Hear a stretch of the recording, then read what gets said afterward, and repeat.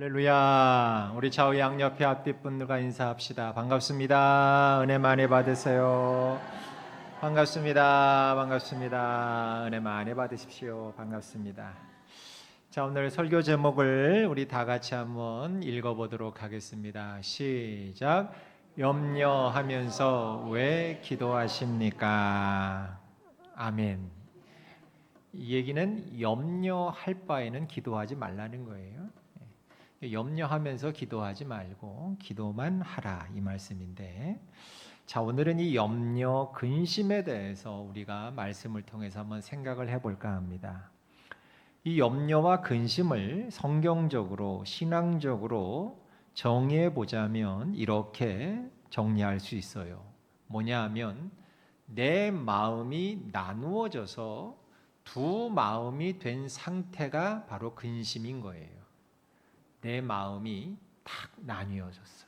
그래서 두 개가 됐어요. 그러니까 근심은 네 마음이 나뉘어져서 두 마음이 된 상태. 그러니까 하나는 소망의 마음 하나와 또 하나의 마음은 실패에 대한 걱정의 마음 하나. 이렇게 둘로 내 마음이 나뉘어진 상태가 바로 근심이라는 거예요. 그러면 이렇게 내 마음이 두 마음이 되면 나에게 어떤 일이 벌어질까? 우선 나의 모든 기능이 다 저하가 됩니다. 다운이 돼요. 다 저하가 돼요. 영적인 기능, 정신적인 기능, 신체적인 기능이 모두 저하가 됩니다. 마음이 나뉘어지게 되면. 그러니까 의욕이 사라져요. 의욕이 사라지고 저도 모르게 한숨이 늘어납니다. 그러다 보니까 평안이 없습니다. 뭘 먹어도 맛을 못 느낍니다. 아무리 좋은 곳을 놀러 가도 심드렁합니다. 오랜만에 사람들을 만나도 내 얼굴은 어둡습니다. 그러니까 인생에 아무런 행복과 기쁨을 못 느끼게 되고 제 아무리 좋은 것이라 할지라도 누리지 못하게 돼요. 이게 두 개의 마음으로 나뉘어진 근심의 결과입니다. 여러분, 우리가 밖에 나가보면 종종 그런 아이들 볼 때가 있습니다. 어떤 아이냐면 늘 엄마 손이나 엄마 치맛자락을 손에 꼭 붙잡고 놓지 못하는 아이들을 보셨어요? 못 보셨어요? 보신 적 있으시죠? 일부러 서양 아이 갖다 넣습니다, 사진. 혹시나 우리나라에 사진 넣었다가 여러분 손 주면 안 되잖아. 그래서 일부러 서양 아이 사진 갖다 넣었는데 이런 아이들이 있어요. 아마 여러분 많이 보셨을 거예요. 껌딱지처럼 차삭 달라붙어 가지고 좀처럼 엄마에게서 떨어지지 못하는 아이들. 근데 여러분, 이 아이는 왜 이러는 걸까요? 왜 그러는 걸까요? 왜 이 아이는 엄마 곁에 붙어가지고 왜 좀처럼 떨어지지 못하는 걸까요? 이유는 하나입니다.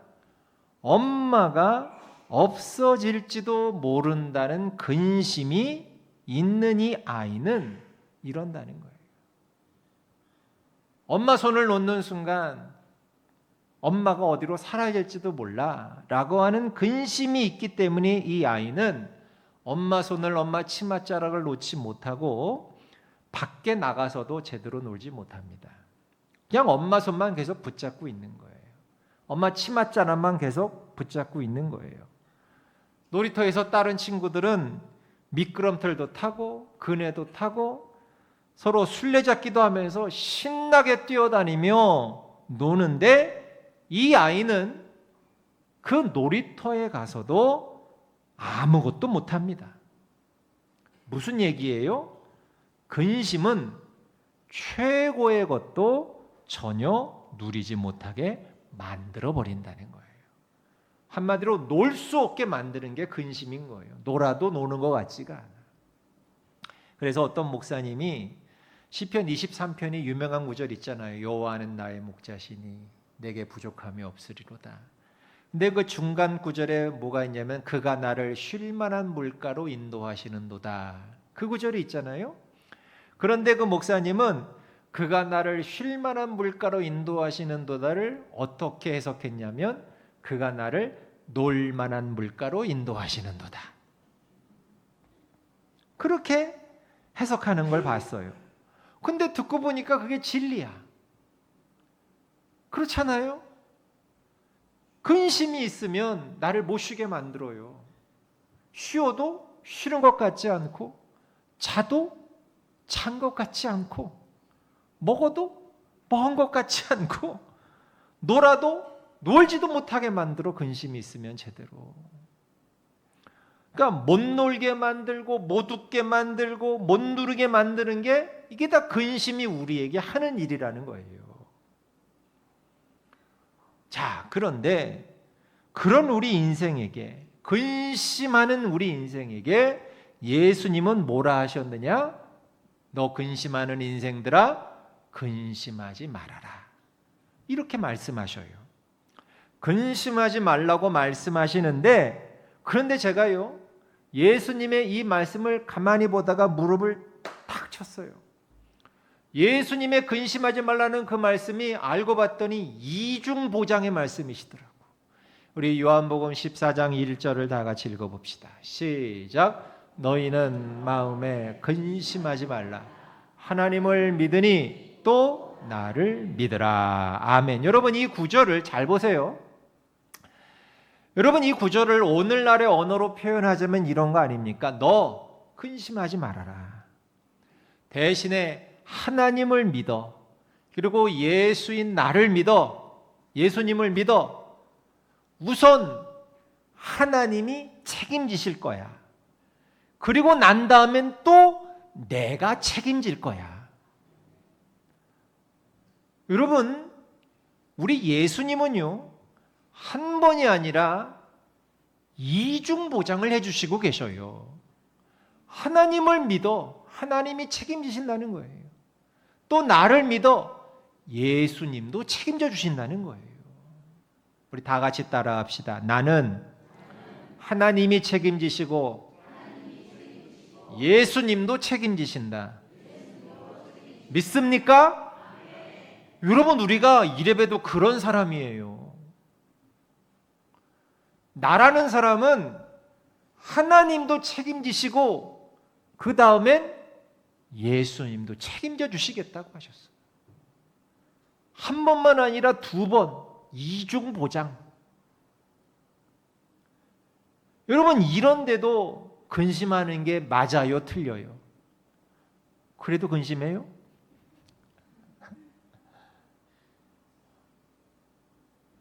이러면 근심하면 안 되는 거 아닙니까? 또 하나, 우리가 근심하지 말아야 하는 이유가 있어요. 여러분, 제가 한번 질문을 드려볼 테니까 마음속으로 대답해 보세요. 우리가 언제 죄를 주로 짓는지 아십니까? 언제 우리가 주로 죄를 지을까요? 제가 답을 드릴게요. 근심할 때 죄져요. 근심할 때. 따라합시다. 나는 근심할 때 죄 짓는다. 가만 생각해 보세요, 여러분. 근심할 때 죄 짓더라고요. 걱정하고 염려할 때 죄 짓더라고요. 아브라함을 제가 예로 한번 들어볼게요. 아브라함은 아시는 것처럼 아내 사라와 금술이 좋았어요. 얼마나 사랑하는지 몰라. 그런데 이 부부에게 딱 하나, 나이가 많이 들도록 자녀가 생기지 않는 거예요. 그러다가 아브라함이 75세가 되던 해에 이 아브라함에게 하나님께서 나타나셔서 마침내 꿈에 그리던 자식을 주시겠다고 약속을 하십니다. 저 하늘의 별들처럼, 바닷가의 모래알처럼 네 후손이, 네 자손들이 창대할 것이다. 이 땅에 창대할 것이다. 이 자식을 주신다는 약속을 하셨어요. 얼마나 좋았겠어요. 그런데 이 약속의 말씀을 딱 받고 딱 눈을 돌려 딱 보니까 어라? 아내인 사라가 생리가 이미 끝나버린 거예요. 우리 창세기 18장 11절을 읽어보겠습니다. 시작. 아브라함과 사라는 나이가 많아 늙었고 사라에게는 여성의 생리가 끊어졌는지라. 아내가 경수가 생리가 끊어져 버린 거예요. 여러분 아시는 것처럼 여성은 가임기가, 그러니까 임신을 할 수 있는 그 가임기에는 생리가 계속 나오고, 이제 생리가 끊어지게 되고 폐경이 되면 더 이상 가임이 안 되죠. 임신이 안 되죠. 그런데 이미 아내 사라가 생리가 끊어진 거예요. 나이가 많다 보니까. 그러니까 이런 늙어버린 아내를 보고, 생리가 끊어져 버린 아내를 보고 아브라함에게 근심, 즉 두 마음이 생겨버리고 만 거예요. 마음이 나뉘어져 버리고 만 거예요. 불안해진 거예요. 아무리 하나님께서 자식을 주신다고는 하셨지만 지금 내 눈앞에 보이는 아내의 모습은 이제 폐경이 된 늙은 꼬부랑 할머니일 뿐이었던 거예요. 아무리 봐도 할머니가 되어 생리가 끊긴 이 아내가 자식을 갖는다는 것은 쉽지 않아 보이고, 이러다가 죽을 때까지 결국 자식을 얻지 못하게 되는 거 아니야? 하는 근심이 아브라함에게 생기게 된 거예요.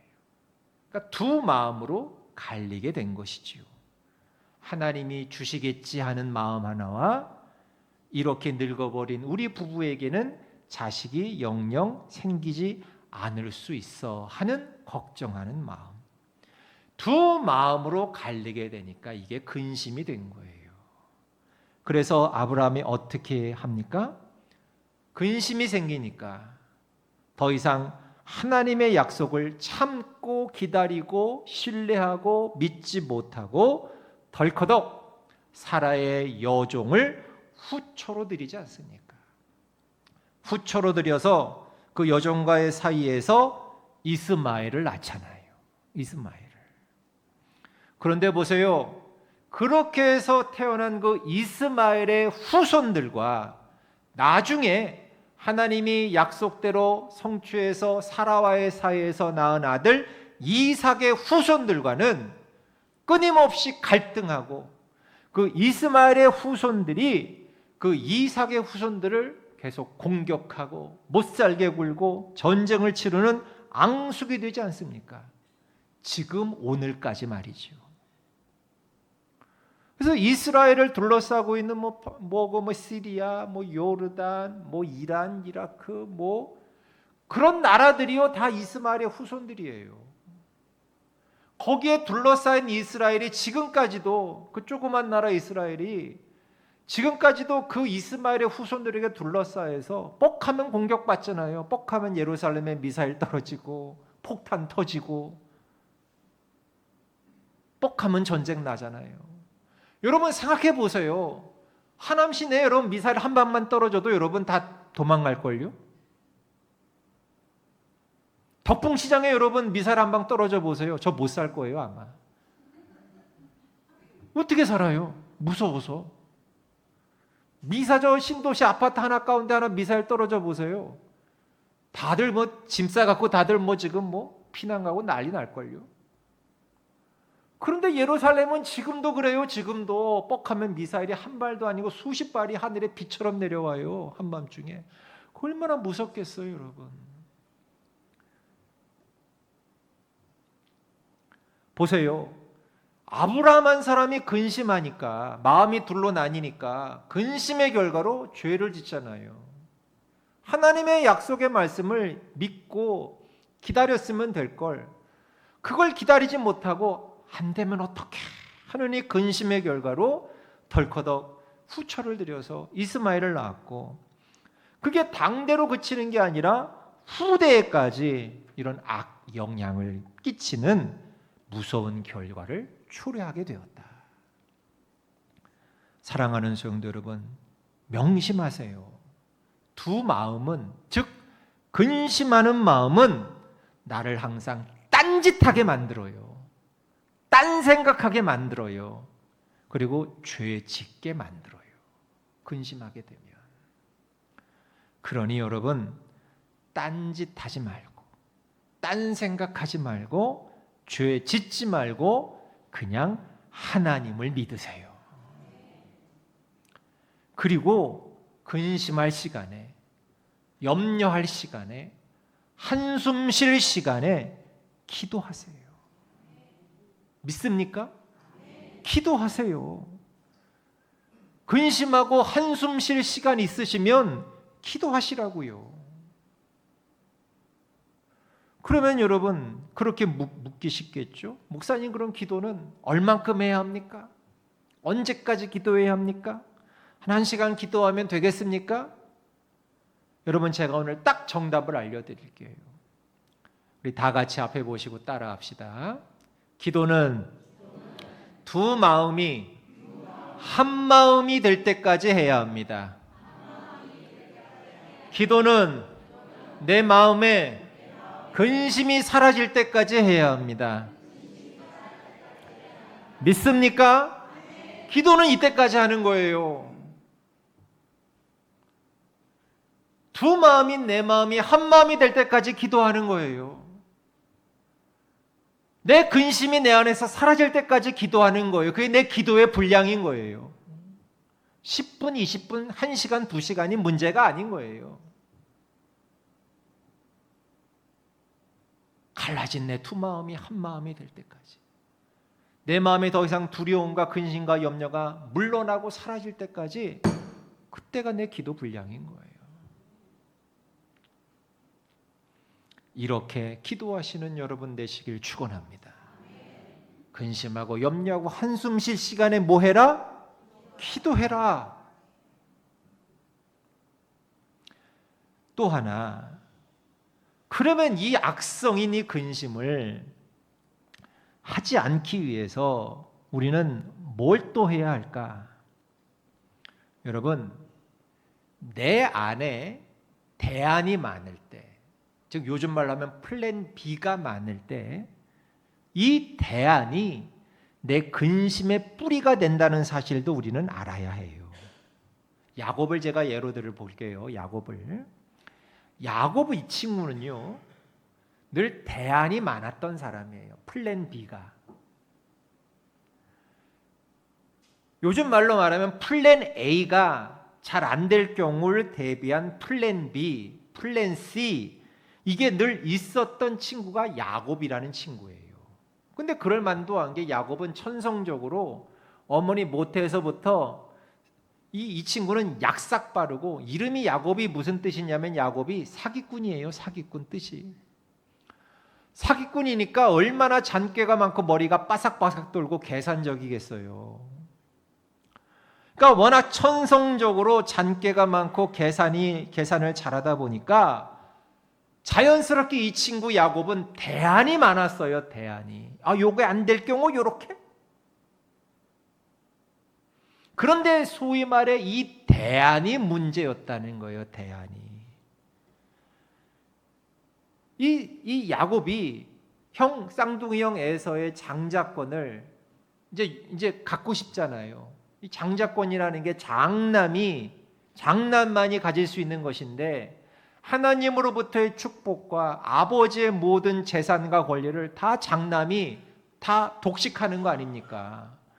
그러니까 야곱은 이 장자권이, 쌍둥이지만 형 에서가 먼저 태어났기 때문에 에서한테 장자권이 다가니까 너무너무 갖고 싶어서 형 에서로부터 어떻게 합니까? 팥죽 한 그릇으로 그 장자권을 이제 사기쳐서 이제 쟁취하지 않습니까?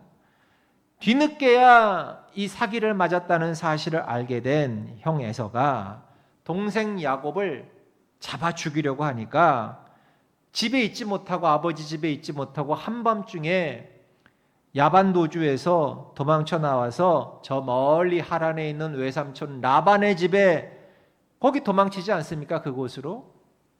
그럼 거기에서 야곱은 가장 가진 고생 끝에 결혼도 하고 큰 부를 이루게 됩니다.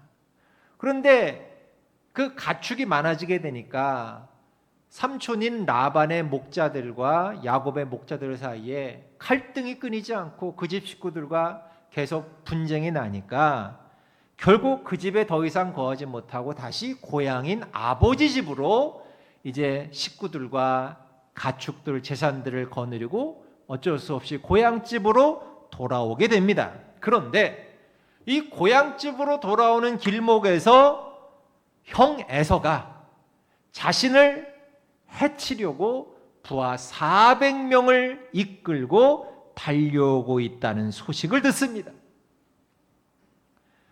이제 야곱이 형 에서의 그 생명의 위협 속에 그 형 에서를 만나야 하는 절체절명의 순간을 맞닥뜨리게 된 거예요. 자, 그런데 이때 야곱이 무엇을 했는지 아십니까?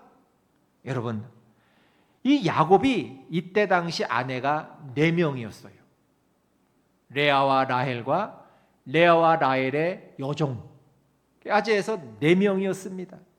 남자분들 너무 부러워하지 마십시오. 좋은 거 아닙니다, 여러분. 이 4명의 아내와 그 4명의 아내 사이에서 태어난 자식들과 재산들을 어떻게 했느냐? 3개의 그룹으로 나눕니다. 우리 창세기 33장 1절 2절을 읽어보겠습니다. 시작. 야곱이 눈을 들어보니 에서가 400명의 장정을 거느리고 오고 있는지라 그의 자식들을 나누어 레아와 라헬과 2 여종에게, 이게 뭐냐면 1절 다시 보면 레아, 라헬 2 여종이 4명의 아내인 거예요. 그리고 그 자식들, 그들의 자식들, 그러니까 각각 지 엄마들한테 맡긴 거예요. 2절 보겠습니다. 시작. 여종들과 그들의 자식들은 앞에 두고 레아와 그의 자식들은 다음에 두고 라헬과 요셉은 뒤에 두고. 보세요. 1대 2대 3대로 나눈 거예요. 1대가 최전방 선발대야. 근데 그 1대에는 누굴 뒀어요? 여종들과 그들의 자식들은 최선두에 둔 거예요. 그리고 2대는 누굴 줬느냐?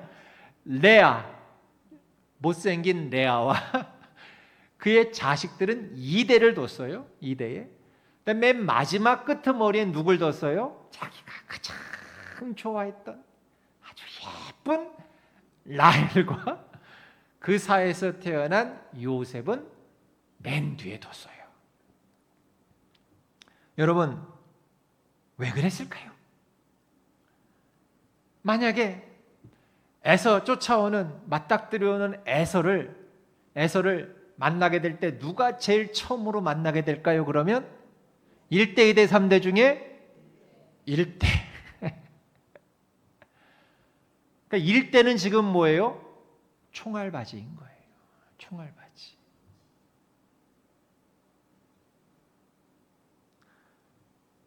총알바지. 그러니까 이 총알바지들이 1대, 2대가 총알바지가 돼서 에서한테 희생당하는 동안 자기는 사랑하는 라헬과 요셉을 데리고 도망치겠다. 이게 야곱의 플랜 B였던 거예요. 대안. 아무래도 여종들보다는 주인 아가씨가 더 예쁠 확률이 많잖아요. 그죠?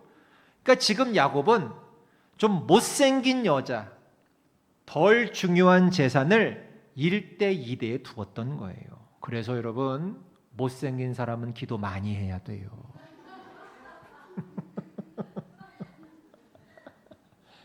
기도 많이 해야 돼요. 총알바지 될 수 있어.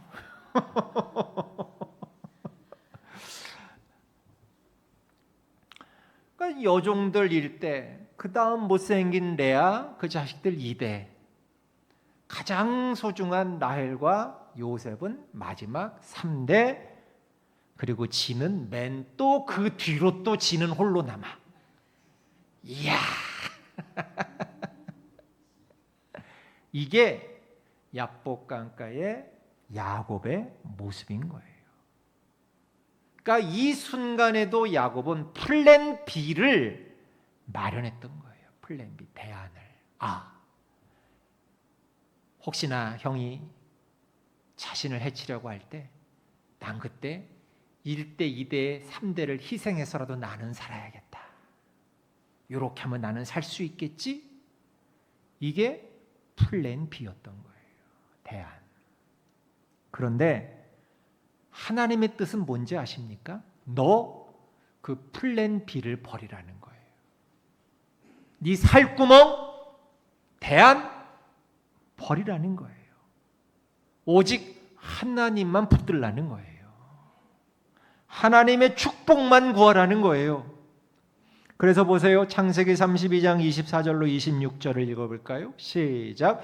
야곱은 홀로 남았더니 어떤 사람이 날이 새도록 야곱과 씨름하다가 그 사람이 자기가 야곱을 이기지 못함을 보고 야곱의 허벅지 관절을 치매 야곱의 허벅지 관절이 그 사람과 씨름할 때에 어긋났더라. 26절. 그가 이르되 날이 새려 하니 나로 가게 하라.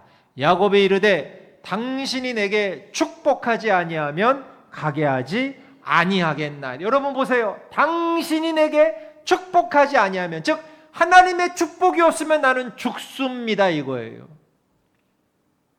나는 다른 대안이 없습니다 이거예요. 기도는 이렇게 하는 거예요.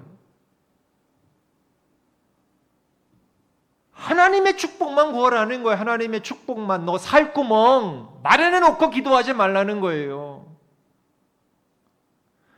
그리고 여기에서 환도뼈를 박살내시잖아요. 야곱의 환도뼈. 여러분 그게 무슨 뜻이에요? 이제부터 너의 대안들 모두 버리라는 거예요.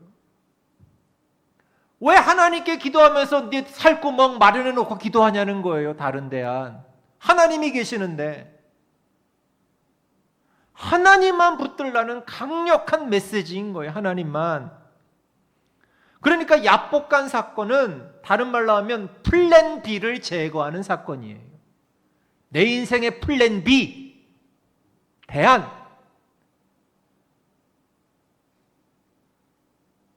여러분 왜 플랜 B를 버려야 합니까? 성도는 그때가 가장 강력하기 때문에 그래요. 우리는 플랜 B를 버리고 기도할 때가 가장 강력하기 때문에 그래요.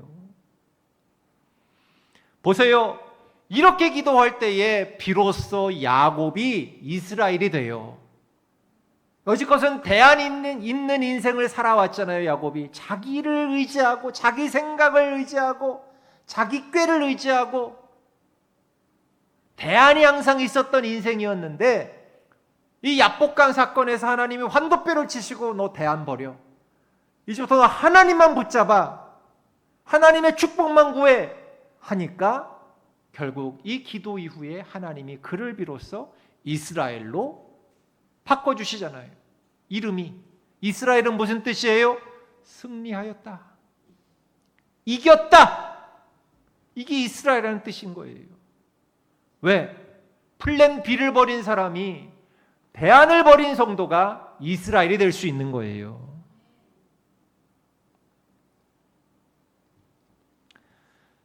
엘리야, 저는 참 엘리야가 좋아요. 엘리야 선지자. 이 갈멜산 전투, 유명한 전투에서 엘리야는요 850명의 바알과 아세라 선지자들과 850대 1로 맞짱 뜨잖아요. 3년 동안 가뭄이 온 나라에 처하니까 백성들이 고통이 극에 달했어요. 여러분 3년 비가 안 내리면 우리나라 지금 21세기도 다 난리 날걸요. 이 시대에 비가 3년 안 내렸다는 건 죽으란 얘기거든요. 그러니까 이 누가 참된 신이냐, 여호와 하나님이냐, 바알과 아세라냐.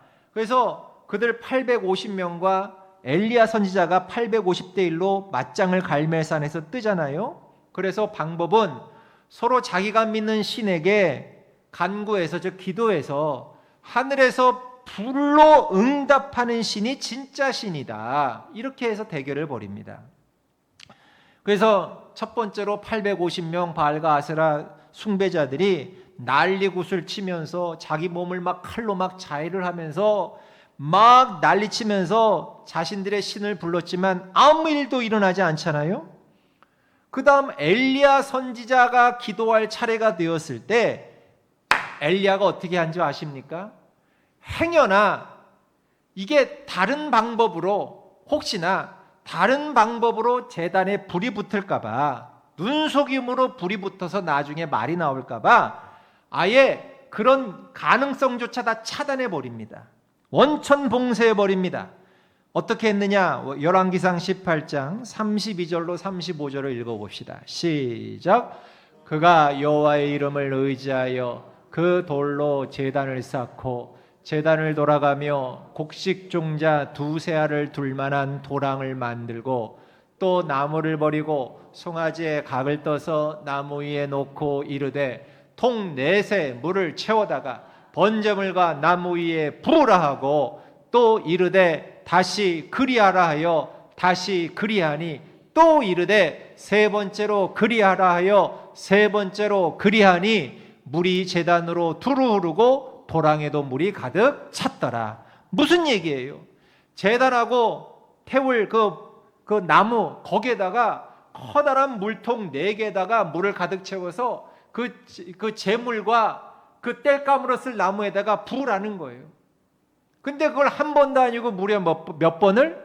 3번을 부으라는 거예요. 그 물이 얼마나 많았으면 저기 보세요. 물이 제단으로 두루르고 옆에 가생이로 찬 도랑에도 물이 가득 찼대. 여러분, 물 묻은 나무에 불이 붙어요, 안 붙어요? 그거 안 붙습니다, 여러분. 죽었다 깨어나도 안 붙어요. 송아지 제물 거기에도 물을 붓어. 그 불이 붙겠습니까? 그러니까 날이 너무 더워서 자연 발화적으로 불이 날 수도 있잖아. 행여나 요행으로. 그런 대안조차 엘리야 선지자는 다 원천 봉쇄해 버린 거예요. 그러니까 하나님 외에는 대안이 없다는 얘기이고 플랜 B가 없었다는 거예요. 엘리야는 배수의 진을 친다 그러죠. 배수의 진은 뭡니까? 이게 옛날 병법의 하나인데 등 뒤에 강을 지고 적을 맞닥뜨리는 거예요. 뒤로 물러나면 강이야. 빠져 죽는 거야. 그럼 어떻게 해야 돼요? 도망칠 데도 없어. 비는 물이 강이니까. 그러니까 죽으나 사나 적들을 향해 돌격하는 거예요. 이게 배수의 진을 치고, 기도는 그렇게 하는 거예요. 배수의 진을 치고. 나는 다른 대안 없다. 빠져나갈 데 없다. 하나님밖에 없다. 여러분, 성도는 이때가 제일 강한 줄 믿습니다. 여러분, 플랜 B를 포기해야 하늘에 불이 떨어져요. 따라합시다. 플랜 B를 포기해야 하늘에서 불이 떨어집니다. 플랜 B를 포기해야 하늘에서 응답의 불이 떨어져요. 어느 성도님이 계셨는데, 이 성도님 부부가 계셨는데, 그 사이에 2 아들이 있어요. 아들 형제가 있었는데, 참 이 아들 형제가 둘 다 수재였어. 영재였어. 2 형제가 모두 수재라서 다 서울대에 들어갔는데, 한 아이는 의예과에 들어갔고, 한 아이는 법학과에 들어갔어요. 이야, 모든 사람들이 형제하고 그 부모님 대단하다고 박수 쳐주고 다 부러워했대요. 그런데 형제가 대학교 다니다가 거기에서 예수님을 만납니다. 예수님을 만나고 선교단체에 들어가서 훈련을 받다가 2 형제가 모두 선교사로 헌신을 합니다. 벌써 치 나오잖아. 기가 막힌 거지 진짜. 그러니까 아들들이 남들이 다 부러워하는 좋은 직업 갖고 떵떵거리며 살기를 기대하던 이 어머니가 그만 낙담하고 맙니다. 의사 아들, 판사 아들 둘 줄 알았는데 선교사? 가난하잖아. 가난하고 무엇보다 위험하고, 우리 백광순 선교사님 벌써 2년 동안 지금 감옥에 갇혀 있잖아요. 위험하고 또 남들도 알아주지 않는 선교사를 한 녀석도 아니고 2 놈이 모두 다 해버렸으니까. 그런데 결국 2 형제는 선교사가 되었고, 그러던 어느 날 모든 가족이 모여서 가정 예배를 드리게 됐대요. 근데 기도 차례가 순서대로해서 어머니가 기도할 순서가 됐대. 기도할 차례였대. 그런데 어머니가 기도는 안 하고 땅이 꺼져라 한숨만 쉬더랍니다.